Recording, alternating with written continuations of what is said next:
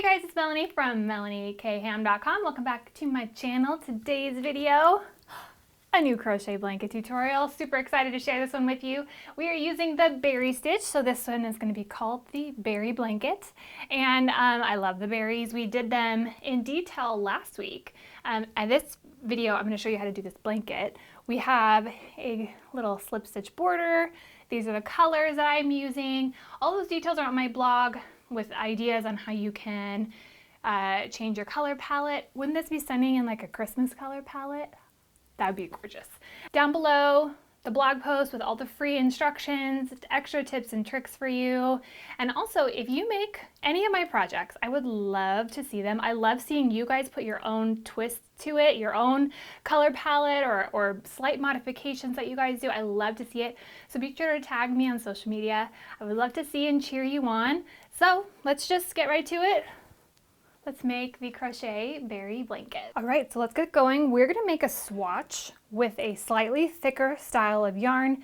This kind of spongier yarn looks really good with this stitch, so I want you guys to see what that looks like. But of course, I will have all of the exact information for this blanket. This is using standard worsted weight yarn, so you can find that in a lot of different brands. Anywhere in the world. It's a really easy yarn to come by, which is why I chose it. So again, all those details will be on the blog, but let's make a little swatch in sort of a cool kind of color palette. And then I'm going to show you exactly how to make this. Now this is going to be my sort of background color, this gray, and then this neon yellow is going to be the berry. Now if you watched the berry stitch video, which was in the last video, you will be a pro at the berry stitch by now, but I'm going to go through it super quick. And if you're having a little trouble with that berry stitch, make sure to watch that video because I go nice and slow. Now what you need for this project is a multiple of 2 with your foundation chain. So if you modify your yarn or you change the size, that number will be different. If you want to make a scarf or something different, you will modify from the instructions on my blanket. But for the swatch, I'm going to do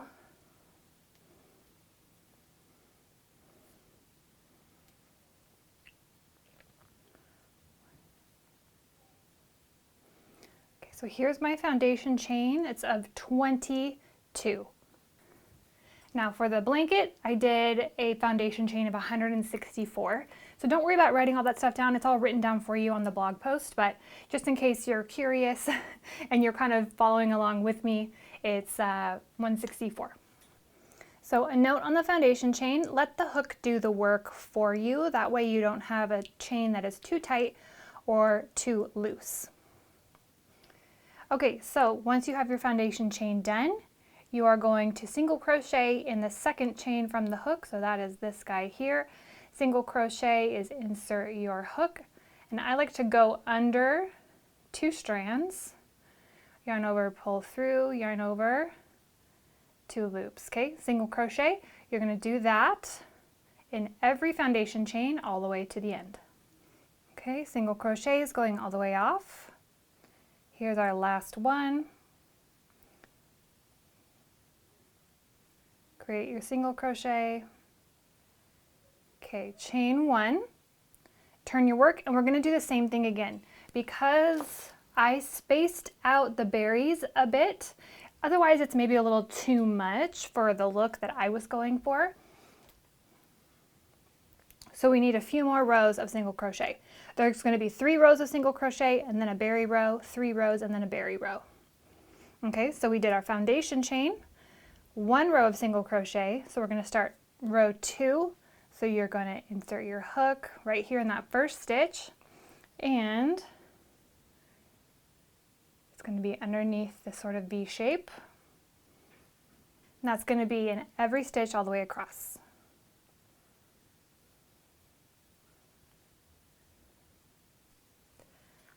Okay, here's how it's looking. There is our last end stitch, so don't miss that one. Okay, that was row 2, so again, chain 1, 1 single crochet in each going all the way across. So this is our row 3. I also want to note this is the front side of our work. So this is how the the row look. So if you get confused, this is the back side. All right, finish up that third row single crochet. Okay, here's the end of our third row. Here's what it looks like. So now you're going to start your single crochet, but instead of yarning over and pulling through, we're going to keep those 2 strands on our hook, and then you're going to grab your new color. Now you can use one berry color, or in my blanket I used a light pink, a purple, and a mustard. So those options are really endless. But you're going to take whatever color is going to be your first row of berries. So we're going to change our color and we're going to pull it through with the new color, leaving a tail. So I'm going to leave a tail, 4 or 5 inches long so that we can weave those in later. I'm going to pull it through and then make sure to kind of tighten everything down so nothing's too floppy. And then we're going to chain 1 with that new color. Okay? Then we'll turn our work. And we're going to single crochet in this first stitch.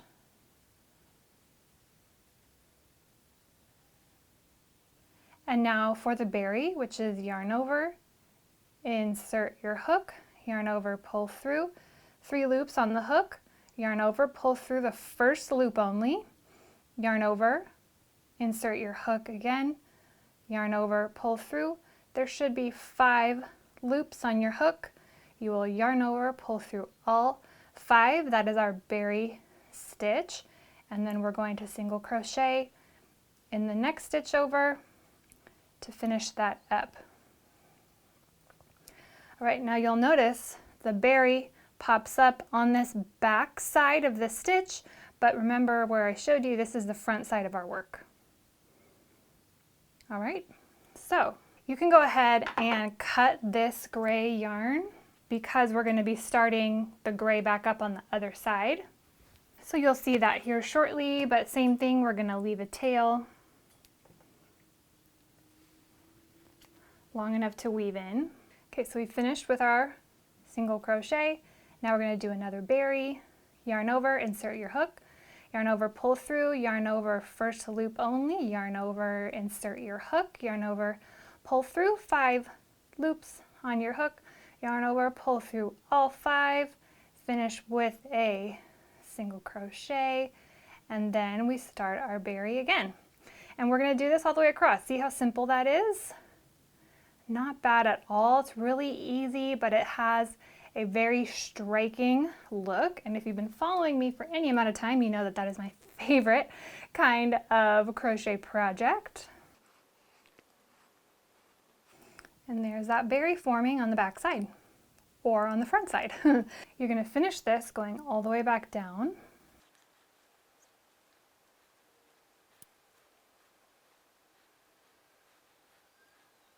So I just did a berry, single crochet, our last berry, and then you should end your row with a single crochet. If you do not end your row with a single crochet, that means you either counted wrong on your foundation chain, or it means that you maybe did 2 single crochets in a row or 2 berries in a row. I did that a few times on my sample and had to either go back and fix it or just ignore it. But ideally, you are ending with a single crochet. That is how it will work out best. Okay, so I finished that row. So actually, we need to pull through with our background color. So my background is gray. So we will grab this, pull it through, tighten everything down, chain 1, turn our work, and then we're going to do another 3 rows of single crochet. So go ahead and do that, and I'll show you how it's looking. 3 rows single crochet, 1 row of berries, 3 rows of single crochet, and then we're about to do our second row of berries. I spaced mine out like this. That's how it is too on this version. So basically what you'll do is continue on exactly how we've been doing. Here's our single crochet and then our berry for however long your project is. So if you're making a blanket like me, then you'll continue this exact way to finish your blanket. Okay, so I want to point out something really quick. So remember, the berry is from the back side of the stitch. So if for any reason you wanted to space out your berries or adjust the spacing between all of these, there just needs to be an odd number of those single crochets or whatever is going to be in between the berries. That way, the back side of that stitch will all be on the same side of our project. Okay, so that's the only thing I want you to keep in mind.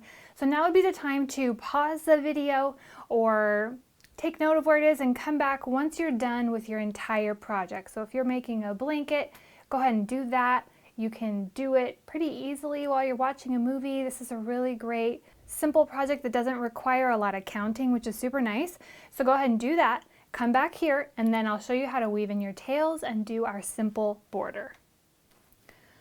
Okay, so here's my little sample. Pretend that it's a whole blanket. And I have gone ahead and woven in most of the tails so that you can see what it looks like without a border, in case you would like to opt out of doing the border. But here's a tail. Don't fasten off. You can see I'm still attached here, so it's one less tail to try to weave in as we get ready for the border. So you're going to use a yarn needle. I like the metal ones. Plastic ones are good too, but sometimes these are a little harder to pull through.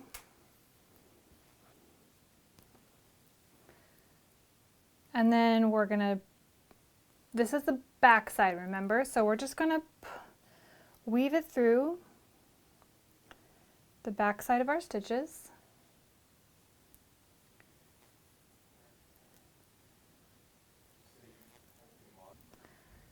So you'll weave that through and then trim it. So that's how it looks with all the tails woven in and no border. My favorite kind of border is a slip stitch border because it's really fast and it creates a nice finished look without being too complicated. So we'll leave your yarn attached, assuming you're going to use the same color. I'm going to use the same kind of background color to kind of frame it out, but you could pick a different color if you'd like to. All right, so I'm going to chain one, and then what I'm going to do is go down the side of my work and I'm going to slip stitch. So we need to have, this was 3 rows of gray, so there needs to be kind of 3 slip stitches, 1, 3, 1. That way we're keeping it consistent on both ends and it looks similar. So with the slip stitch border, we only want to catch 1 strand because it's kind of gonna sit on the top and we want it to be as far to the edge as possible. So we're gonna insert our hook, yarn over, pull through, and then continue pulling through.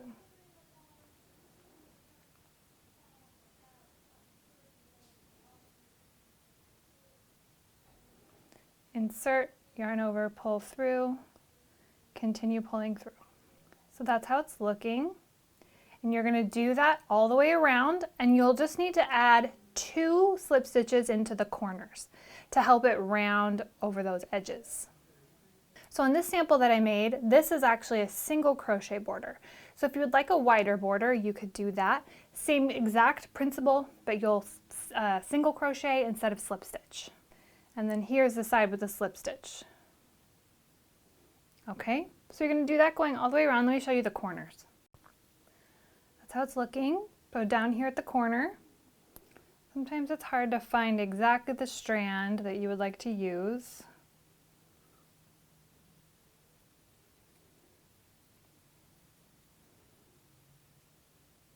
So then I just put 2 slip stitches in the same corner stitch, and that helps it round that corner.